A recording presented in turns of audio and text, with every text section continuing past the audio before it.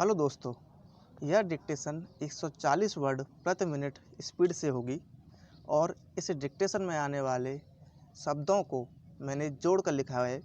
ऐसे शब्द जो हर डिक्टेशन में बार बार आते हैं उनको मैंने जोड़ के लिखा है, जिससे कि 140 की स्पीड में आप आसानी से उनको लिख सकें। दोस्तों, आप इस चैनल पर अगर नए हैं तो चैनल को सब्सक्राइब करें और बेल आइकन को दबाएं। 3 सेकंड में डिक्टेशन स्टार्ट होगी।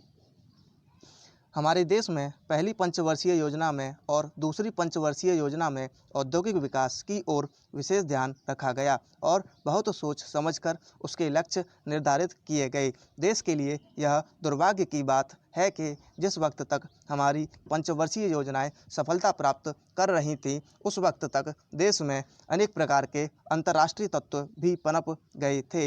इन तमाम लोगों ने देश के हर एक क्षेत्र में अशांति का वातावरण पैदा कर दिया था। औद्योगिक कर्मचारियों को भड़काकर उनसे हड़तालें करवाना शुरू कर दिया। जो लोग हड़ताल में शामिल नहीं होते थे उनको मार मार कर पकड़ पकड़ कर कारखानों में जाने से रोका। मजदूरों के सामने तथ्यों को तोड़ मरोड़ कर पेश किया गया और उनको किसी तरह से समझा बुझाकर हड़ताल के पक्ष में कर लिया। दफ्तरों में लाल फीताशाही बढ़ती चली गई। इसका नतीजा यह हुआ कि कार्यालयों में भी सरकारी कामकाज एक तरह से बंद होने लगा।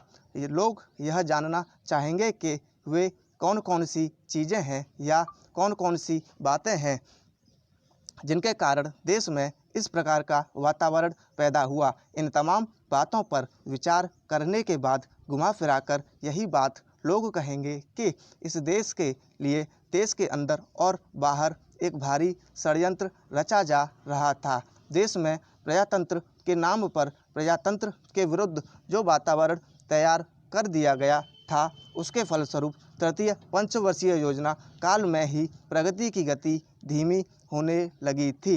इसका नतीजा यह है कि द्वितीय पंचवर्षीय योजना के लक्ष्य प्राप्त कर लेने के बाद और तृतीय पंचवर्षीय योजना की रूपरेखा तैयार हो जाने के बाद भी चतुर्थ योजना काल में 100% लक्ष्यों की प्राप्ति नहीं हो सकी।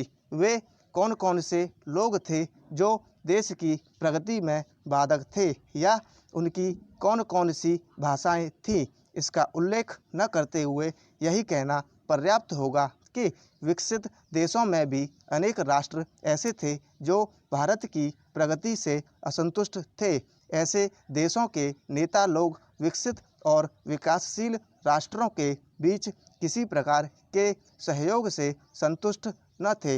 अतः भारत सरकार ने देश की प्रगति में बाधक तत्वों को सबक सिखाने और देश को प्रगति के मार्ग पर अग्रसर करने के लिए देश में आपातकालीन स्थिति की घोषणा की। सरकार इस निश्चय पर पहुंची कि यह देश प्रगति कर सकता है, परंतु यह तब जबकि ऐसे असामाजिक तत्वों पर रोक लगाई जाए। आपातकालीन घोषणा करके सरकार ने ऐसी अराष्ट्रीय गतिविधियों पर रोक लगा दी। देश में जीवन के हर एक क्षेत्र में अपेक्षित प्रगति हो रही है। यह कहना न तो अतिशयोक्ति होगी, न ही छोटा मुंह बड़ी बात होगी। जो लोग अप्रत्याशित महंगाई और तोड़फोड़ की कार्यवाहियों से घुल मिलकर नष्ट हो रहे थे, इस नए वातावरण ने उनके दिलों को हिलाकर रख दिया और वे चैन की सांस लेने लगे हैं और आशावान हैं। स्टॉप। दोस्तों, ऐसे शब्द जिनको जोड़कर लिखा जा सकता है उनकी नीचे मैंने अंडरलाइन कर दी है, आप देख लीजिएगा और प्रैक्टिस कीजिएगा इन वर्डों की बार बार। यही ऐसे वर्ड्स बहुत सारी डिक्टेशन में बार बार आते हैं। दोस्तों, आपको ये वीडियो अच्छी लगी हो और आप चाहते हैं कि ऐसी ही वीडियो मैं आपके लिए आगे लाता रहूं, तो वीडियो को ज़रूर लाइक करें, दोस्तों को शेयर करें और अगर चैनल पर नए हों तो सब्सक्राइब करें। Thank you.